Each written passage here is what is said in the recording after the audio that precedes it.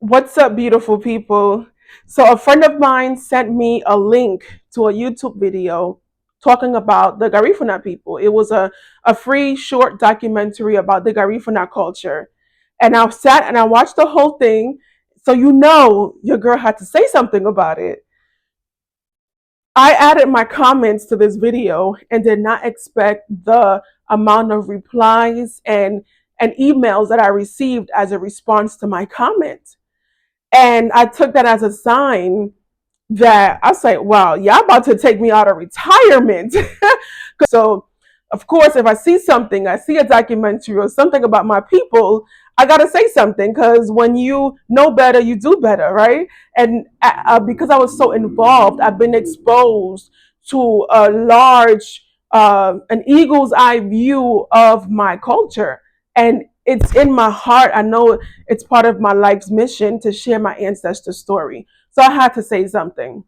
So before I continue, let me just give you guys a brief history of who Garifuna people are and where we come from. So we are an Afro-Indigenous tribe originally from the island of St. Vincent. Let me give you the backstory. So on the island of St. Vincent, you had the native people, right? The Arawaks, the Kalinagos, the native people of the Caribbean. They were living there in established communities, self-sustainable for centuries.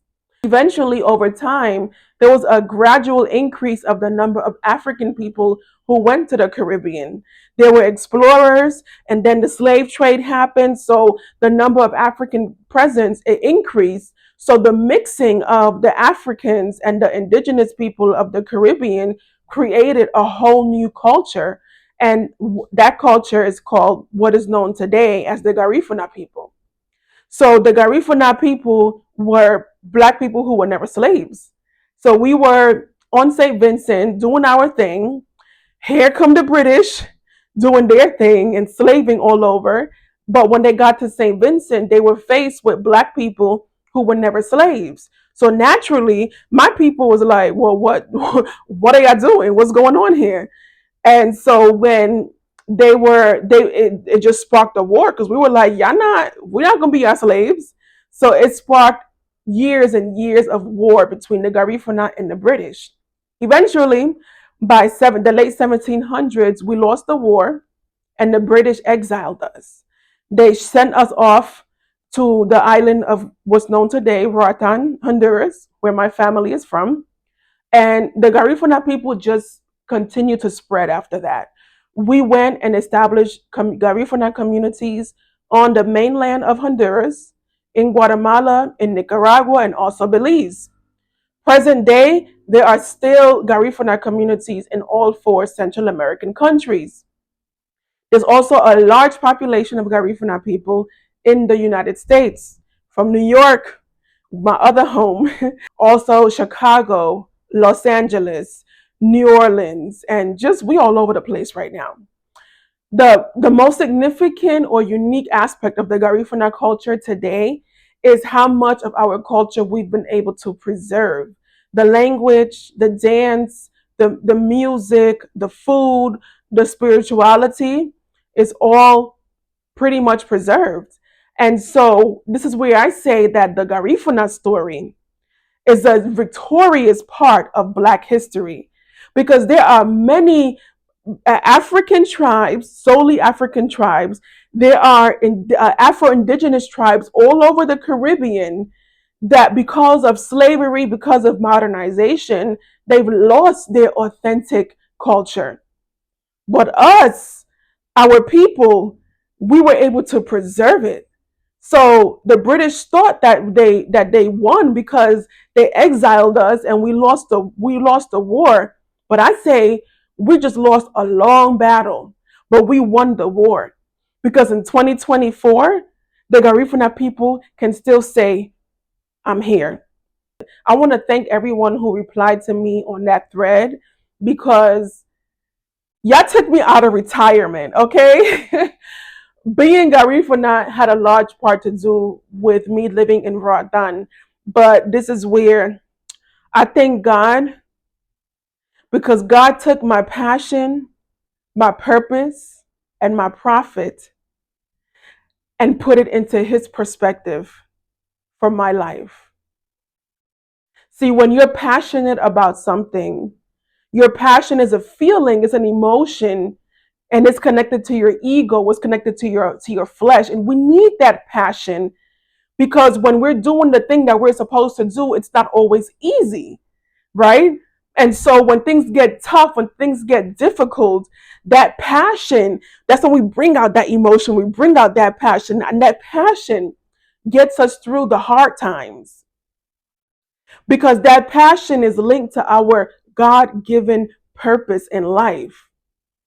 But if we don't check our passion, if we don't check our attitudes, if we don't check our heart posture, if we don't forgive others, then that passion can end up hindering our purpose and never get us to profit. And so when my sister and we co-founded the Garifuna Cultural Center and we closed in 2022. I put culture on the back burner. I didn't even put it on the burner, to be honest, because I felt some type of way. I felt like I wasted a decade of my life.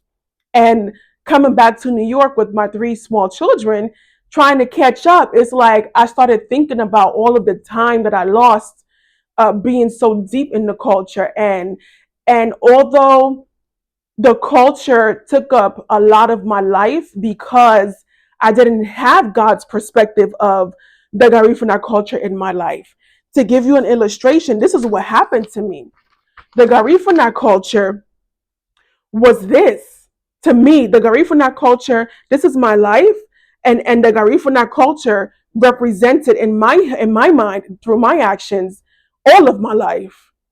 And so when God took me away and he closed the center and he made me go through some things spiritually and mentally, one of the things that he showed me was, mama, this is the space that the Garifuna culture takes up in your life because your life is multifaceted, multi-purposeful.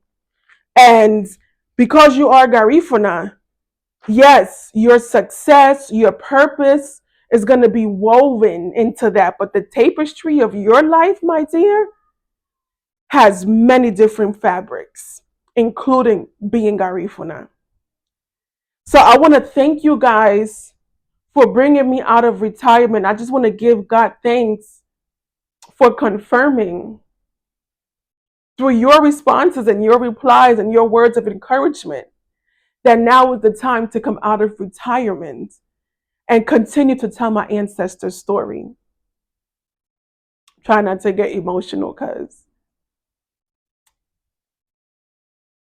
I just want to thank you to everyone who's been following me from day one, all of the supporters who supported my sister and I at the Garifuna Cultural Center, everybody that we met.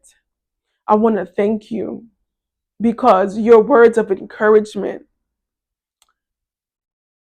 is what solidifies this moment in my life to come back and continue giving to the world by way of sharing my ancestors' story. Because to share my ancestors' story is to be able to share knowledge, ancestral knowledge that can help other people find their path to purpose, that can heal people, that can do things, even grow your hair. You know, there are secrets in these indigenous tribes. And for me, being Garifuna is a blessing because I'm connected to a group of people who were able to preserve an authentic way of living that is more closely related to what the way God wants us to live. Right. And so for me to be a part of this tribe that we're able to trace back our roots and ask questions to our elders is like, man, I can't stay quiet about this. So I just want to say thank you guys again. Please continue to follow me across all social media platforms because your girl is coming out of retirement. There's more news coming about the Garifuna Cultural Center.